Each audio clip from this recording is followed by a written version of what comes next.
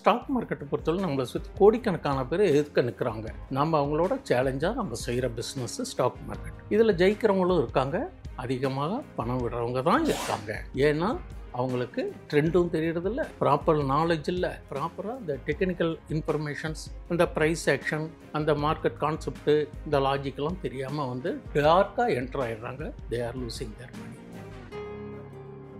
ட்ரேடிங்குள்ள ஒருத்தர் என்டர் ஆகுறாங்க அப்படின்னா ஸ்டார்டிங்கில் பண்ணுற காமனான மிஸ்டேக் என்ன சார்? ட்ரேடிங்கில் உள்ள நுழையிறப்பதே ₹1,00,000 இன்வெஸ்ட்மெண்ட் பண்ணால் எனக்கு ஒரு 2-3 நாளில் ₹1,50,000 வேணும், ₹1,50,000 வேணும்னா அதிக எதிர்பார்ப்புகளில் வரும். வித்தவுட் லேர்னிங் எனிதிங் மார்க்கெட்டுக்குள்ளே நேரடியாக வந்துடுறாங்க.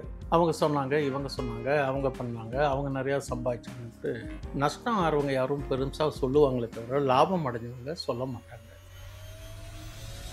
ஸ்டாக் மார்க்கெட்டு, அதுவும் குறிப்பாக ஈக்விட்டி மார்க்கெட், ஒரு லெவலில் இறங்குற டயத்தில் நம்ம வாங்கணும். எப்போ இறங்கும், எப்படி இறங்கும், என்ன ரீசன் இருக்குது, அதுக்கு கான்செப்ட் என்ன, மார்க்கெட் சைக்கலாஜிக்கல் என்ன, மார்க்கெட் மெத்தடாலஜி என்ன, ட்ரேடு டிசிப்ளின் என்ன, இதெல்லாம் எதுவுமே தெரியாமல் பச்சையாக இருக்குது, கேண்டில் மேலே இருந்து ஒன்றும் போகும்ட்டு வாங்கிடுவாங்க. கலரை பார்த்து காசு விடுறாங்க. ஆதன் பிஸ்னஸ் நேயர்களுக்கு வணக்கம். தொடர்ந்து நம்ம சேனல்ல mutual fund, stock market, investment இப்படி நிறைய விஷயங்களை பார்த்துக்கிட்டு வரோம். அந்த வகையில் இன்னைக்கு புதுசாக ஒருத்தர் ட்ரேடிங் பிளாட்ஃபார்ம்குள்ள என்டர் ஆகிறாங்க அப்படின்னா அவங்க எந்த மாதிரியான மிஸ்டேக்கள் பண்ணுறாங்க, இதுலேருந்து எப்படி அவங்க மீண்டு வர்றது, இதை பற்றியெல்லாம் தான் இந்த வீடியோவில் பார்க்க போகிறோம். இதை பற்றி இன்னைக்கு நம்ம கூட ஷேர் பண்ணிக்கிறதுக்கு ஜாயின் பண்ணியிருக்காரு ஃபினான்ஷியல் எக்ஸ்பர்ட் கோவை விஸ்வநாதன் அவர்கள். வாருங்கள் பேசலாம். வணக்கம் சார். வணக்கம்மா, நல்லா இருக்கீங்களா? நல்லா இருக்கேன் சார். நீங்கள் எப்படி சார் இருக்கீங்க? Thank you, welcome. சரி, இப்போ வந்து ட்ரேடிங்குள்ள ஒருத்தர் என்டர் ஆகுறாங்க அப்படின்னா ஸ்டார்டிங்கில் பண்ணுற காமனான மிஸ்டேக் என்ன சார்? ஜென்ரலாக ட்ரேடிங்கில் உள்ள நுழையிறப்பதே ₹1,00,000 இன்வெஸ்ட்மெண்ட் பண்ணால் எனக்கு ஒரு 2-3 நாளில் ₹1,50,000 வேணும், ₹1,50,000 வேணும்னா அதிக எதிர்பார்ப்புகளில் வராங்க. கண்டிப்பாக சார். இப்போ வந்து இன்ட்ராடே ட்ரேடிங்கில் தான் வந்து நிறைய பேர் மணி லூஸ் பண்ணுறாங்க. இதுக்கான காரணம் என்ன சார்? இன்ட்ராடே ட்ரேடிங் ஒரு ரிஸ்கி ட்ரேடு. என்னுடைய பாயிண்ட் ஆஃப் வியூ என்னன்னு கேட்டேன்னா, மார்க்கெட் காலம்பரம் 9:15 ஓப்பன் ஆகி 3 ஹவர்லேயும் மார்க்கெட் இருக்குது. எப்போ என்ட்ரி ஆகணும், எப்போ எக்ஸிட் ஆகணும், ஒன்று. ரெண்டாவது, என்ன வால்யூம் பார்க்கணும். ஜென்ரலாக அதுக்குன்னு சில கான்செப்ட்ஸ்லாம் இருக்குது. OHOL அது மாதிரி சில கான்செப்ட் இருக்குது. மார்க்கெட் ஓப்பன் ஆனோடனே இந்த 9:15 to 9:30 மார்க்கெட் ரொம்ப ஹைலி வாலட்டிலிட்டியாக இருக்கும். ஏன்னா நேத்திக்கு வாங்கியிருக்கிறவங்க இன்றைக்கி அல்லது இதுக்கு முன்னதாக வாங்கியிருக்கிறவங்க ப்ராஃபிட் புக் பண்ணுறபோது ஒரு குறிப்பிட்ட ஸ்டாக்கு செல் ஆகும். நேத்திக்கு விற்றுருந்தவங்க இன்றைக்கி லோ ரேட்டில் வாங்குற போது ஹெவி பையிங் வரும். ஸோ இதுக்கு பேர் மார்க்கெட் வாலட்டிலிட்டின்னு சொல்லுவாங்க. மார்க்கெட் வாலட்டிலிட்டி காலையில் 9:15 to 9:30 ஹை வாலட்டிலிட்டியாக இருக்கும். அப்போ வந்து நம்ம எதையுமே ப்ரெடிக்ட் பண்ண முடியாது. புதுசாக ஒருத்தர் என்ட்ரி ஆகிறாருன்னா ஏதோ ஒன்று வாங்குறது, அந்த டயத்தில் அது வாங்குற ஸ்டாக் ஏறினா ஏறலாம், பட் நாட் கரெக்ட். இதுலையுமே ஒரு மெத்தடாலஜி இருக்குது, ஒரு டிசிப்ளின் இருக்குது. அதை தெரிஞ்சால் இதில் என்ட்ரி ஆகலாம். இல்லைன்னா வேறு டைப் ஆஃப் ட்ரேடிங்லாம் இருக்குது. இதில் இன்ட்ராடே ட்ரேடிங் ஈக்விட்டிலேயே பண்ணணும், F&Oலேயே பண்ணணும்னு கிடையாது. ரெண்டாவது, நமக்கு எப்போ சான்சஸ் கொடுக்கறது, என்ட்ரி ஸ்டாக் என்ட்ரி எப்போ கிடைக்கிறதோ அப்போ தான் நம்ம என்ட்ரி ஆகணும். சில டயத்தில் 9:30 கிடைக்கும், 9:45 கிடைக்கும். அதில் பார்த்தீங்கன்னாக்கா இந்த open, high, low, current rate trading ஆகிட்டு இருக்கும் இந்த 9:15 to 3:30 வரலையும். அப்போ வந்து நம்ம என்ட்ரி ஆடணும் ரைட் பாயிண்ட்டா, நம்ம அந்த கான்செப்ட்லாம் இருக்கா, நிறைய கான்செப்ட் இருக்குது, நிறைய ஸ்ட்ராட்டஜி இருக்குது. அந்த ஸ்ட்ராட்டஜி எல்லாமே ஒர்க் அவுட் ஆகுமானா யாராருக்கு என்னென்ன ஸ்ட்ராட்டஜியோ அதை தான் அவங்க ஃபாலோ பண்ணணும். இந்த மாதிரி பண்ணால் தான் இதில் வந்து ஓரளவுக்கு கொஞ்சம் ஏர்ன் பண்ணலாம். பட்டு ஒவ்வொன்றுக்குமே ஒரு லெவல் இருக்குது. கண்டிப்பாக சார். இப்போ வந்து ஒரு ஸ்டாக் வந்து நம்ம லூஸ் ஆக போகுது அப்படின்றதுக்கு எந்த மாதிரியான வார்னிங் சைன்ஸ்லாம் நம்ம பார்க்க வேண்டியது இருக்குது சார்? ஸ்டாக் இறங்குறது அப்படின்னாலே சில சிம்டம்ஸ் தெரியும் நமக்கு. எப்படி கிராமத்தெல்லாம் பார்த்தீங்கன்னா மழை வரத்துக்கு முன்னாடி ஒரு குருவி கத்தும், உடனே எல்லாருமே அலர்ட் ஆகிடுவாங்க. இப்போ வந்து நமக்கு ஐஎம்ஓலாம் சொல்கிறது இந்த டயத்தில் இப்படி மழைக்கான வாய்ப்புகள் இருக்குது, இந்த மாதிரி இருக்குது அப்படின்னு சொல்லுவாங்க. அது மாதிரி மார்க்கெட்லேயும் ஒரு ஏற்ற இறக்கங்கள் வரும். எப்போ இறங்கும், எப்போ ஏறும், ரெண்டு விஷயமே இருக்குது. Subject to the news basis, trend basis. ட்ரெண்டுனா மேக்ரோ மைக்ரோ ரெண்டையும் பார்க்கணும். மேக்ரோ டேட்டாங்கிறது ஃபிகர்ஸ், மைக்ரோங்கிறது ஃபினான்ஷியல் காம்ப்ளிகேஷன்ஸ். மேக்ரோனா இந்த ஜிடிபி, ஐஐபி இதெல்லாம் சொல்கிறது மேக்ரோ. இப்போ ஒரு மேக்ரோ டேட்டா நாளைக்கு அனௌன்ஸ் பண்ண போகிறாங்க அப்படின்னு முன்கூட்டியே நமக்கு தெரியும். அந்த சப்ஜெக்ட் ரிலேட்டட் ஸ்டாக்ஸுக்கு அப்ஸ் அண்ட் டவுன்ஸும் இருக்கும். என்னுடைய பாயிண்ட் ஆஃப் வியூவில் technical means chart, patterns, waves, indicators இதெல்லாம் சேர்ந்தது தான் டெக்னிக்கல் இண்டிகேட்டர். ஃபண்டமெண்டல் அப்படின்னு கேட்டேன்னா நான் இப்போ சொன்ன பற்றியில் அதெல்லாம் ஃபண்டமெண்டல் பேசிஸ். ஒரு 3 வருஷத்துக்கு அந்த குவார்ட்டர்லி ரிசல்ட்டுடைய ஏர்னிங்ஸ் பார்க்கணும், சேல்ஸ் பார்க்கணும், சேல்ஸ் மூலம் வர ரெவன்யூ பார்க்கணும், revenue after adjustment of expenditures அதனுடைய ப்ராஃபிட் பார்க்கணும், அந்த ப்ராஃபிட்டில் டிவிடெண்ட் எவ்வளோ கொடுத்துருக்காங்க, டிவிடெண்ட் ஈல்டட் ஸ்டாக்கானு பார்க்கணும். இப்போ சில ஸ்டாக்கு 1 லட்ச ரூபா 1.5 லட்ச ரூபா இருக்கும், 3 ரூபா தான் டிவிடெண்ட் தருவாங்க. ஆனால் ஒரு 100 ரூபா ஸ்டாக்கு 8 ரூபா தருவாங்க. அதெல்லாம் நம்ம அனலைஸ் பண்ணணும். 2வது ஸ்டாக்கை பற்றி அனலைஸ் பண்ணி ஃபண்டமெண்டலாகவும் நல்லா இருந்தால் தான் நம்ம இன்வெஸ்ட்மெண்ட்டுக்கு போகணும். இல்லை சார் நான் ட்ரேடிங் இன்றைக்கி வாங்கி இன்றைக்கோ நாளைக்கோ கொடுக்குறேன் அப்படின்னாக்கா ஓரளவுக்கு டெக்னிக்கலை கான்சன்ட்ரேஷன் பண்ணணும். டெக்னிக்கல்லாம் எதை பேஸ் பண்ணி இருக்குன்னு கேட்டேன்னா ப்ரைஸ் ஆக்ஷன்னு சொல்லுவாங்க. அந்த ப்ரைஸ் ஆக்ஷன் அந்த லெவலுக்கு வச்சு தான் பண்ணுறது தான் வந்து டெக்னிக்கல். கண்டிப்பாக சார். இப்போ ஆன்லைனில் வந்து ஸ்டாக் மார்க்கெட் குரு அப்படின்னு சொல்லி நிறைய வீடியோ நம்மளும் பார்த்துக்கிட்டு வரோம். இதுலேருந்து எப்படி சார் தப்பிக்கிறது? யார் கரெக்டாக எப்படி தெரிஞ்சுக்கிறது? இது ஜென்ரலாகவே செபி இல்லாமல் ஒரு அறிவிப்பு கொடுத்துருக்காங்க, யாரும் எந்த கால்ஸையும் ஃபாலோ பண்ணாதீங்க, அந்த மாதிரி இதெல்லாம் வந்ததுனாக்கா அது ஏமாற்றத்துக்கான வாய்ப்புகள் இருக்கும். நாம்ளே அனலைஸ் பண்ணணும், நாம் வந்து ஸ்டடி பண்ணி நல்ல ஸ்டாக்காக பண்ணணும். அதுக்கு அந்த பென்னி ஸ்டாக்ஸ் இந்த 50 பைசா 1 ரூபாய்க்கெல்லாம் கிடைக்கிறதெல்லாம் போய் வாங்கினா குரோத் இருக்காது. நாம் லேர்ன் பண்ணி நாம் பண்ணிக்கணும். யார் சொன்னாலும் நம்பக்கூடாது. அவங்க சொன்னால் கேட்டுக்கலாம். அந்த ஸ்டாக்கை போய் நம்ம செல்ஃப் அனாலிஸ் பண்ணி அசஸ் பண்ணணும். ஃபண்டமெண்டலி இது ஓரியன்ட் ஸ்டாக்கா. சில ஸ்டாக் பார்த்திங்கன்னா 10 வருஷமாக அதே அந்த ப்ரைஸ் பேண்ட்லேயே தான் ரிலீஸ் ஆகிட்டு இருக்கும். ஒரு 5 ரூபாலேருந்து 30 ரூபாக்குள்ளே. அது மாதிரி நிறையா ஸ்டாக்ஸ் சொல்ல முடியும், டைம் இல்லை. அந்த மாதிரி ஸ்டாக்ஸில் நம்ம போய் என்ட்டிட்டுனா அது பெரிய க்ரோத் இருக்காது. நல்ல மொமெண்டம் ஸ்டாக்காக வாங்கணும். ஃபினான்ஷியலி ஃபண்டமெண்டலி ஓரியன்ட் நல்ல குட் கம்பெனிஸ், கார்ப்பரேட் இருக்கணும். அது வந்து டெப்ட் ஃப்ரீ கம்பெனியாக இருக்கணும், பிளட்ஜ் இருக்கக்கூடாது. அந்த ஷேர் ஹோல்டிங் பேட்டர்ன்னு இருக்குது. 2வது நம்மளுடைய செல்ஃபோன்லேயே அந்த பிளாட்ஃபார்ம் இருக்குது பார்த்தீங்களா, எந்த பிளாட்ஃபார்ம்லேயும் வேணால் நம்ம ஈஸியாக அசஸ் பண்ணலாம். நம்ம அதெல்லாம் எதுவுமே பார்க்கறது கிடையாது. எக்ஸாம் ஹாலில் கொஸ்டினை கொடுத்தோன்னே வாங்கி பார்த்தா நம்ம படித்ததெல்லாம் மறந்துருக்கோம். நம்ம ஏதோ ஒன்று எழுதுகிற மாதிரி காலைல மார்க்கெட்டு 9:20க்கு இப்போ 9:07க்கு போகிறோம், ஏதோ ஒன்று பச்சையில் தான் வாங்க வேண்டியது ஆண்டாரா அப்படின்னா அவங்க ஒரு ப்ராஃபிட் புக் வருவது இறங்கிடும். இவங்க உடனே என்ன பண்ணுவாங்க, இறங்கிட்டுன்னு விற்பாங்க. விற்றுட்டு இந்த பக்கம் போய்ட்டு அந்த பக்கம் எடுத்துக்கலாம், மறுபடியும் அவங்க டார்கெட்டை தாண்டி போகும்.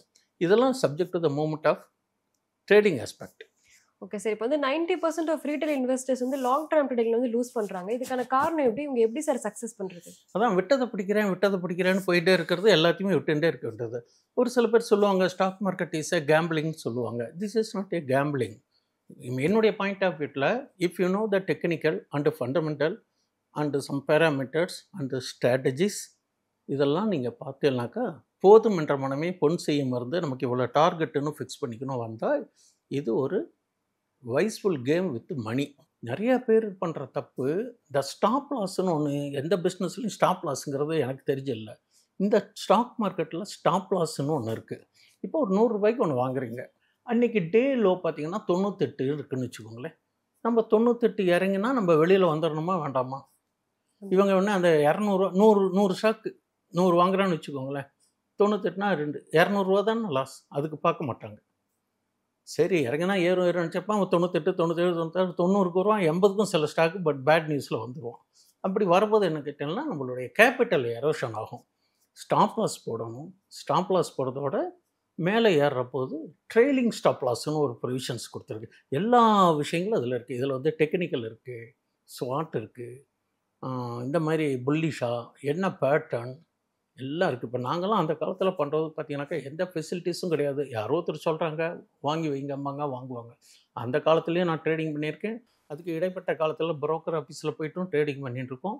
இப்போ உள்ளங்கையில் உலகமே இந்த செல்லில் வச்சுட்டு கூட நம்ம பையார் போடலாம், செல்லார் போடலாம். அடுத்த ஒரு 2 ஃபியூ செகண்ட்ஸில் நம்ம கன்ஃபர்மேஷன் வருது.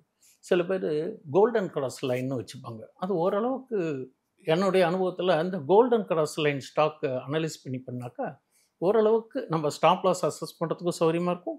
அதனுடைய மூமெண்ட்டும் ஓரளவுக்கு எப்படி போகிறதுங்கிறத அசஸ் பண்ணுறதுக்கு சௌரியமாக இருக்கும்.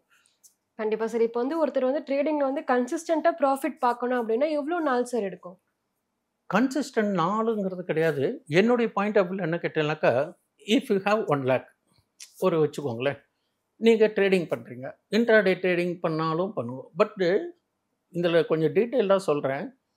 If you are trader, first you should decide whether intraday or swing trading or scalp trading.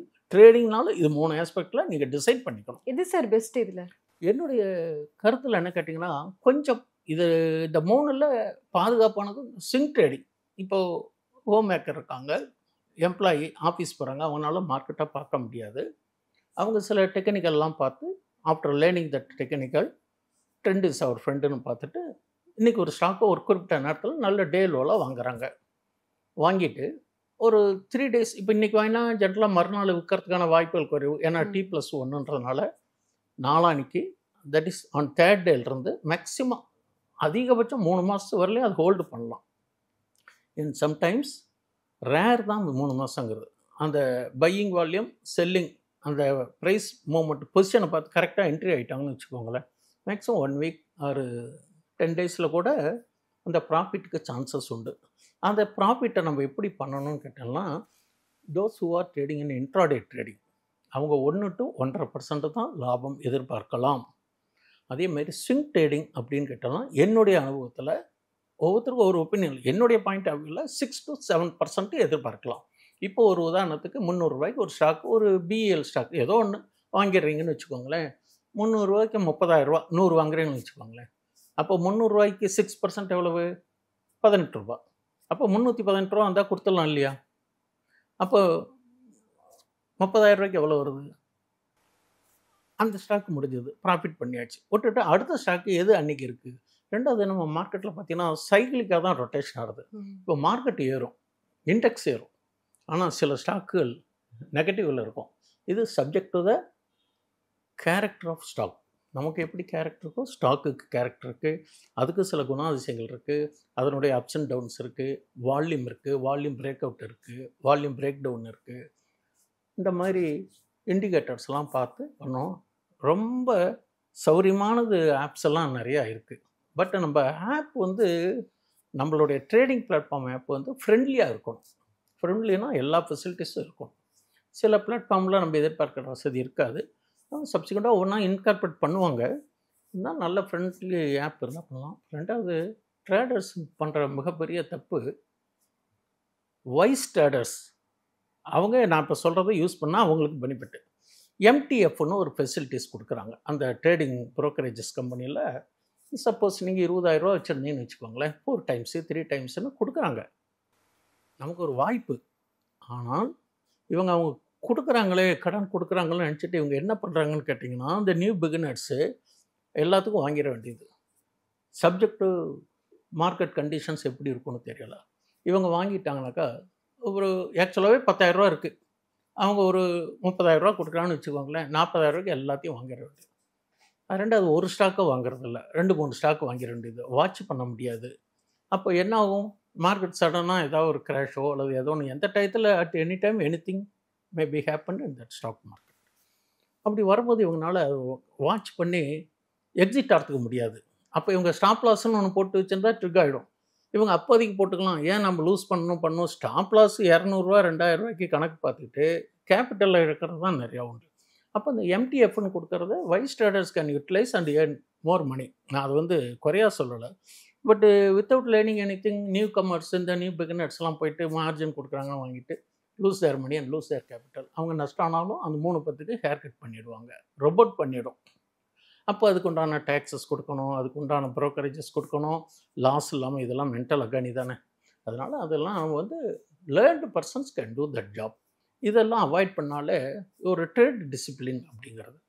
ஒரு ட்ரேட் டிசிப்ளின்னா என்னுடைய பாயிண்ட் ஆஃப் வியூவில் money management and time management. இப்போ நான் சொன்னது மணி மேனேஜ்மெண்ட்டு.